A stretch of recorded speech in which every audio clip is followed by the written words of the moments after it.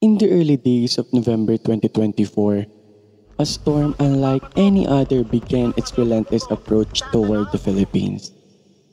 An unstoppable force of nature that would leave a trail of destruction in its wake. Super Typhoon Christine. This was no ordinary storm, with wind speed reaching over 250 kilometers per hour. Christine swept across vast swaths of the Pacific, growing in intensity as it drew nearer to the archipelago. For those in its path, it was a storm of unimaginable power, capable of flattening an entire community, displacing thousands, and testing the resilience of one of the world's most disaster-prone nations. In this documentary, we take you through the harrowing journey of Mrs. Capina and Super Typhoon Christine and its formation, its destructive path, and its aftermath. Through interview, we explore the human cost of the disaster, the lessons learned, and the urgent need for better preparation against the ever-increasing threats of climate change. Join us as we witness the devastating power of Christine and the extraordinary efforts of a nation to rebuild from the ruins.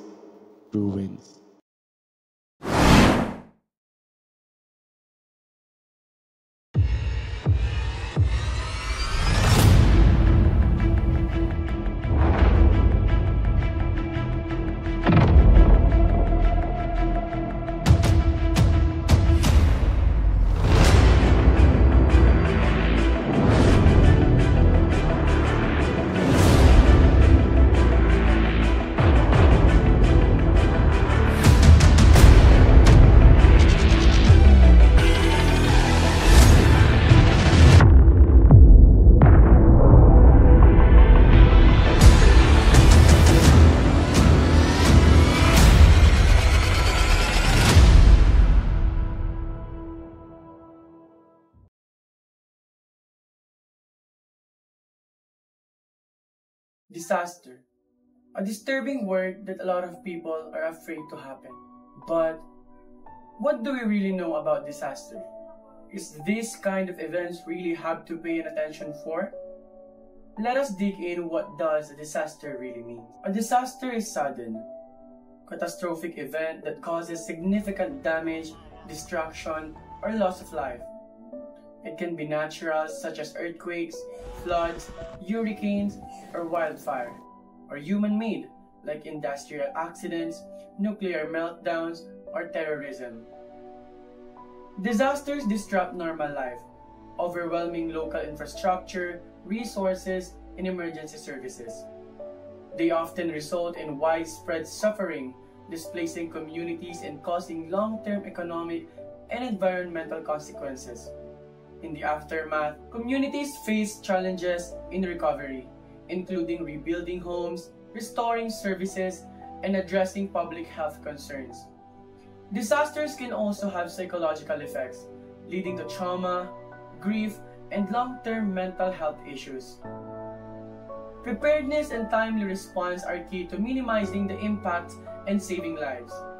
The scale of a disaster can range from localized events affecting a small area to global crises that impact entire nations or regions. While some disasters are predictable, many occur with little warning, making preparedness effort critical. In all cases, the response to a disaster requires coordination, resilience, and support from local and national and international agencies. With that, it is not debatable anymore that disaster is an event that we all should be prepared of. Recently, majority of places in the Philippines experienced the wrath of Super Typhoon Christine.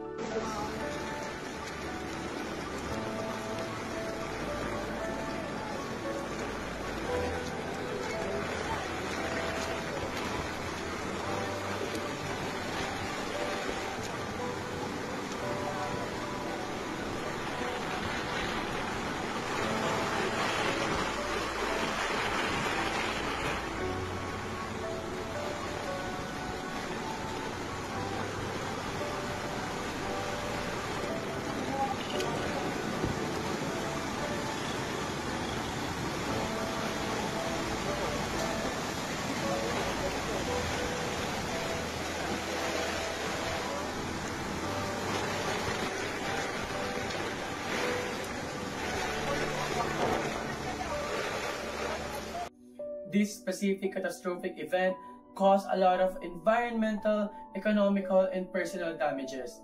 It brought numerous problems to hundreds of thousands of residences that have been detrimented by the said typhoon.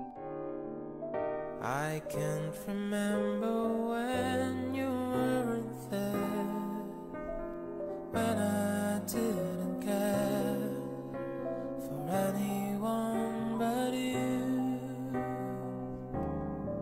I swear we've been through everything there is.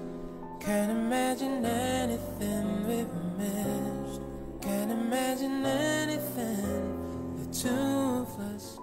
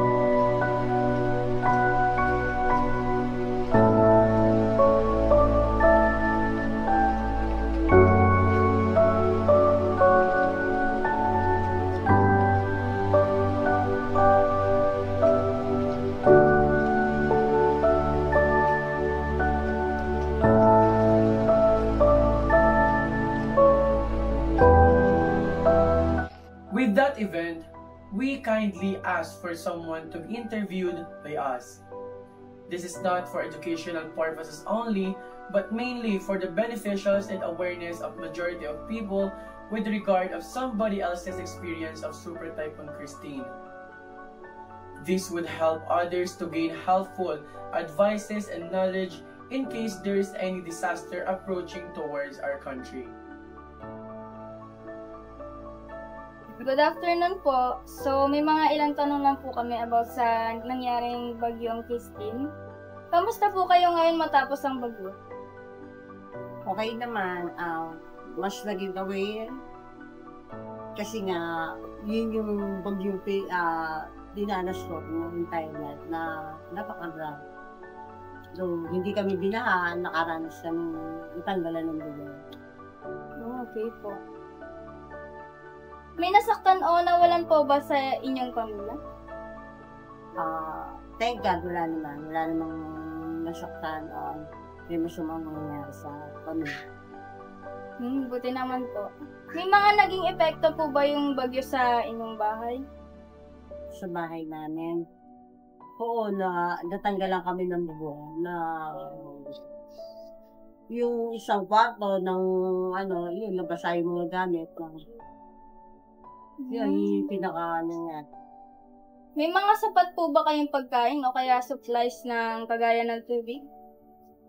Yung tubig nawalan. Hindi kami naging ready para sa part na yun na talagang nawalan ng tubig na. Ang nangyari, naging pinaka-conservat ay yung tubig ko lang din mismo para magamit para sa CR. Ganun. Pero yung halos yung mga stocks na disposable na gamit, yun yung ginamit namin para makakain. Kasi hindi paghuhugas ng pinggan, hindi kami nakaroon. Opo. So, paano po naapektuhan ng bagyo ang inyong hanapbuhay o pinagkakakitaan? Siyempre, hindi nakapagtinda kasi nagtitinda lang ako dun sa harap ng bahay namin. Yun, hindi Tapos, siyempre, after bagyo, mas mahal ang bilihin, mas mahirap yung na pinita. Pagkatapos po na nangyaring bagyo, kinailangan niyo po ba ng tulong para makapagsimula po muli? Oo, kinailangan, pero syempre, since hindi naman kami nandun sa lugar na talagang sinasabi nilang na wash out, hindi naman kami nakakuha ng tulong gamit sa gobyerno. Kung sakaling nabigyan po kayo ng tulong, ano po yung mga kailangan niyo? Yung bubong namin na mapalitan ng mas maayos para in case may dumating na wag naman sana hindi na uli dumating doon sa ganung part na mababasa yung gamit, wala ka siya rin sa lugar kasi basa lahat.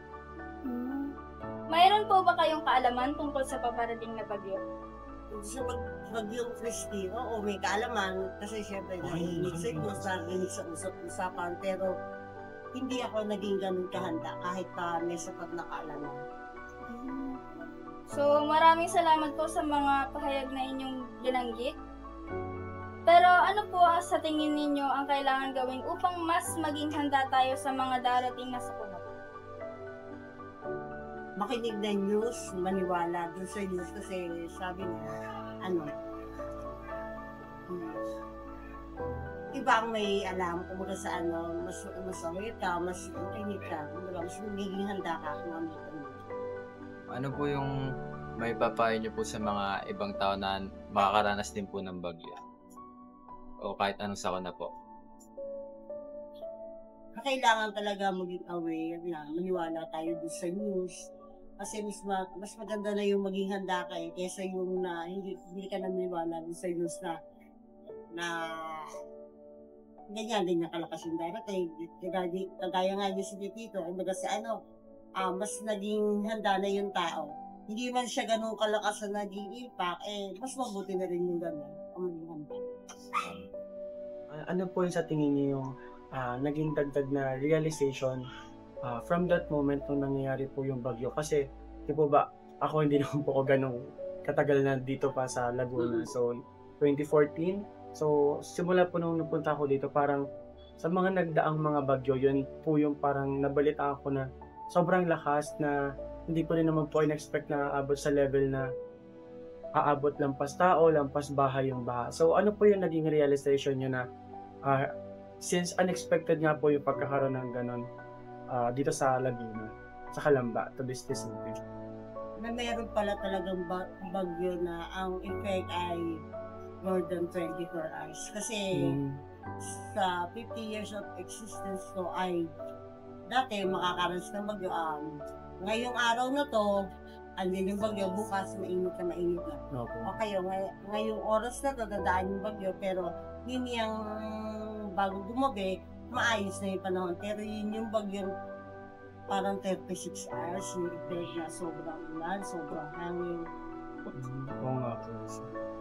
Ang tagal no, ang tagal nung Oo, sobrang tagal. Yun yung lagi ko sinasabi kahit na pag nag-post ako sa sa FB na, yun lang talaga yung bagyong sobrang tagal na di Opo. Pero nung time po na parang nababalitaan nyo na gaya po dyan sa Tibag, sa medyo may tabi po ng ilog na may kaibigan po kasi ako ron na parang kailangan nilang lumikas kasi puno na raw po talaga as in yung bahay nila ng tubig. And pag nakakaroon po kayo, may nababalitaan po kayong ganon, nababahala po ba kayo or naiisip nyo na lumikas na rin? Hindi naman kasi nga wala naman kami doon sa area na talagang bahain. Wala namang paglikas na naisip. Kumbaga mas safe pa rin kami dito sa bahay namin kasi layo naman kami doon sa senior high school, nagkaroon nga po ng application of learning regarding nga po sa mga kagaya nito, disaster. Sa tingin nyo po, as a parent, parang dapat po ba matagal na namin pinag-aralan? Elementary pa lang yung ganitong klaseng asignatura para mas maging open po kami sa ganitong klaseng pangyayari. Dapat talaga, mas maaga pa pinag-aralan na kagaya ng ginagawa sa earthquake drill na antimano, elementary pa lang na andyan na, ganun din dapat sa bagyo. Kasi ganun din pala yung halos effect. Okay. So, nabanggit nyo nga po kanina na hindi nyo masyadong napaghandaan yung bagyo. Masyado kayo nagulat na ganun katagal. Sa tingin nyo po sa susunod na, kung sakali man po, wag naman sana, yung mangyari pa po ulit bagyo, magiging mas handa po kaya kayo?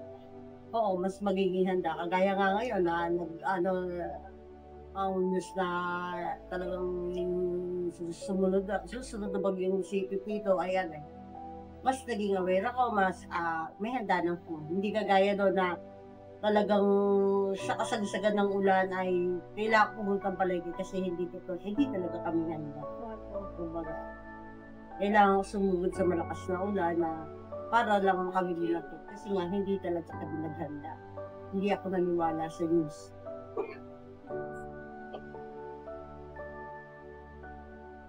Based on what we have all heard, preparedness is really the key for a better chance of being safe before, during, and after a disaster. In this particular interview, Mrs. Capinia said that they did not expect for a typhoon here in Calamba to be that strong and go on for more than 24 hours. She also emphasized that although they were not able to prepare for Super Typhoon Christine, they still managed to survive and make ways to do an alternative for their everyday essential.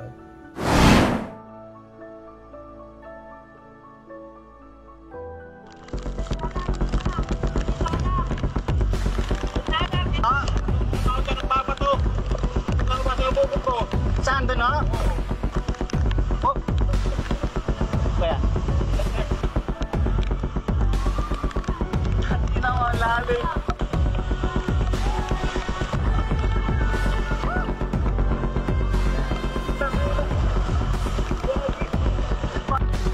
Wait na ni Magdan, lumubog na. Ni Boss Lex. Kaya parang Ryan. Oh, shout! Parang kaya. Kaya si Kuya suporta simula rito doon. Palakas yung ulan.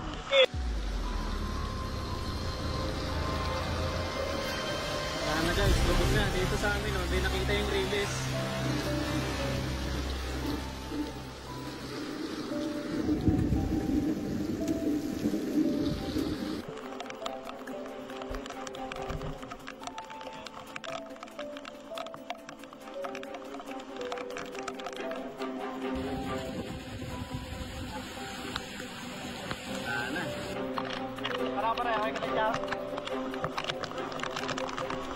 Kakalasan na yung mga bubong.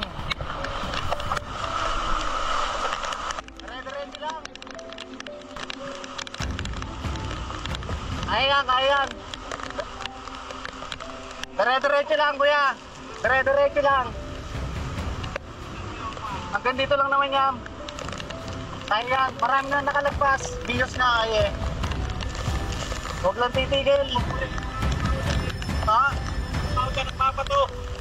Tawag ba sa bubog ko? Saan doon, ha? Mga loko-loko yung mga yun eh.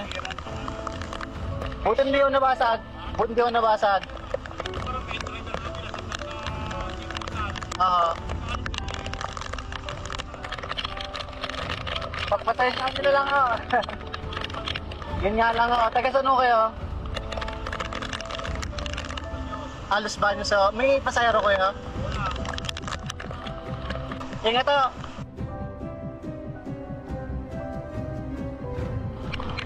Oh, parting skinita na.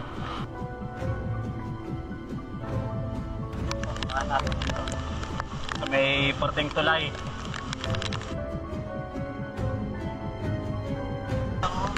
Yan ang itsura o. Kaya kung mga nasa puntol. Ito yung tulay dito sa Pansol. Bago mag-Ponte Vista, papunta Los Baños. Medyo delikado nga lang. Dito na lang ang daan, no?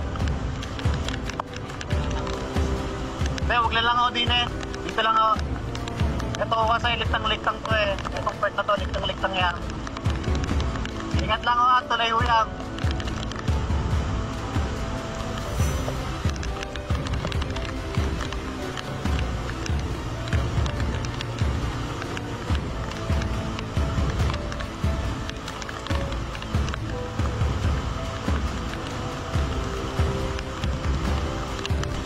Na si Kuya sumusuporta simula rito doon.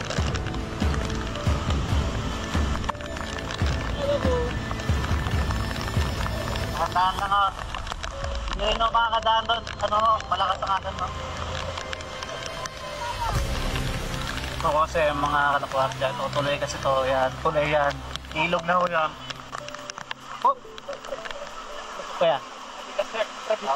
Alam ko lumusot ka rin sa ilang.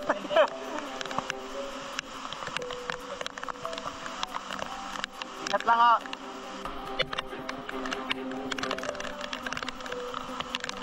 O siya.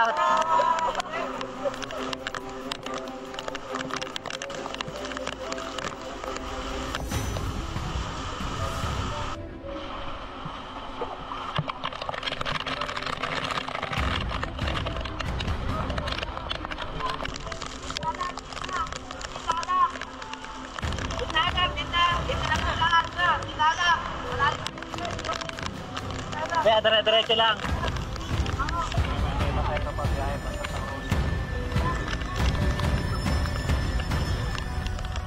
Ingat po, ingat po. Sila kuya galing pa yan doon sa may dulo. Mukhang galing inuman tong mga to ha. May lamang ba yan? Ayos siya na. Malalim ba doon? Mas malalim doon sa amin. Kapitan niyo pa kami nang galing. Kapitan niya pa kami galing. Eh, saan kayo paggawinan? Bibili pulutan? Ingat kayo. Guys, yung tricycle na ni Magdan lumubog na. Ayan, ni Boss Lex. Tsaka kay parang Ryan.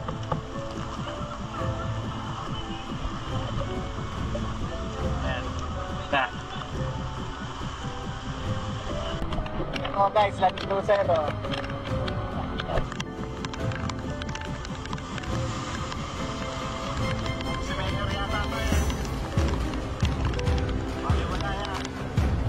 Ito yung sa Big Crew. Nabuti na lang. Nakuha agad nung ano, may-ari. Nailagay rito.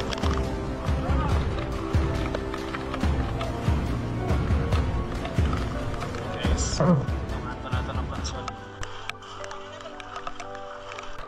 Saan na 7-Eleven? Baka na 7-Eleven.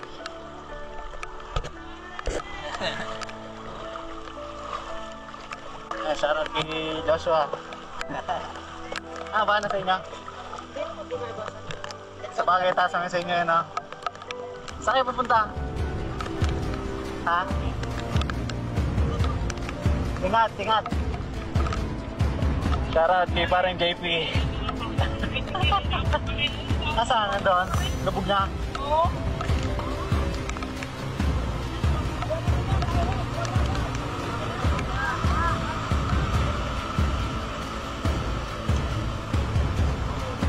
Bana.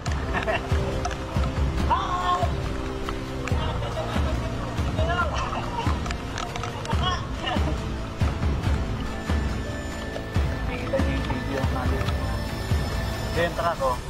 Ang ina may bus.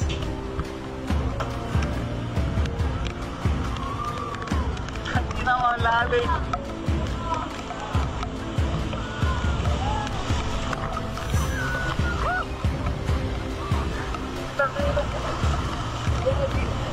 Paso.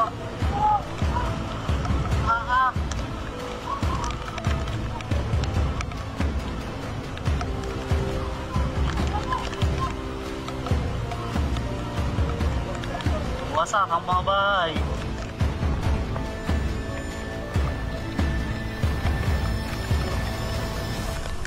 Makinaya. Stranded na. Direct, kontra. Ang buwada. Ha? Lubog mo dyan sa inyo? Dito? May creek ba rito? Wala? Agis ko na lang ha. Ha? Sayang nga. Tumbler. That's not tumbler ha. Hugasan lang yan. Sayang nga. Okay guys. Ito sa Kalamba. Pasol Kalamba. Nakikita nyo ganong kataas yung baha oh. Sinasabayan pa ng hangin. Ang hangin. Na-enjoy ka na oras na ba? Mga alas 7 na ata. Kapay. Sila kuya, tumirik na oh. Kuya, malalim na doon. Pero kaya naman niya. Ingat na lang po. Mark 20. 50.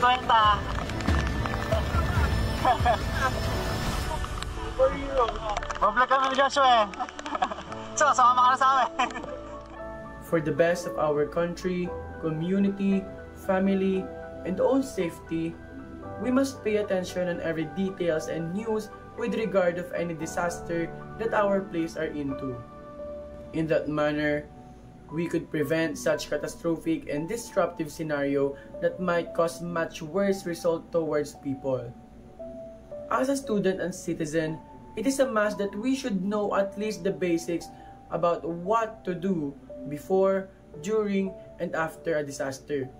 We cannot also forget to be prepared at any times because we do not know when the disaster will come and what disaster will come. Just like what Thomas Fuller said, in fair weather, prepare for foul. As the winds of Super Typhoon Christine have passed and the skies over Calamba Laguna began to clear, the true story of this storm is not just one of destruction, but one of resilience. In the face of immense loss, the spirit of this community shines brighter than ever. Families who faced unimaginable challenges came together, proving that even in the harshest moments, strength is found in unity. The storm may have uprooted trees, flooded homes, and disrupted lives, but it has also sparked a renewed sense of hope and determination. Neighbors became lifelines, volunteers became heroes, and amidst the chaos, the people of Calamba never lost sight of the future. They will rebuild stronger and more united than ever. Christine tested us, but it also revealed something far more powerful: the unbreakable will of a community that refuses to be defined by adversity. Through the scars of the storm remain, the hearts of Calamba are filled with the courage to rise, rebuild, and embrace a brighter tomorrow. From this tragedy, we draw strength. From the rubble, we rebuild. And in the face of nature's fury, the spirit of Calamba remains unwavering, because in the community, hope always finds a way to bloom again.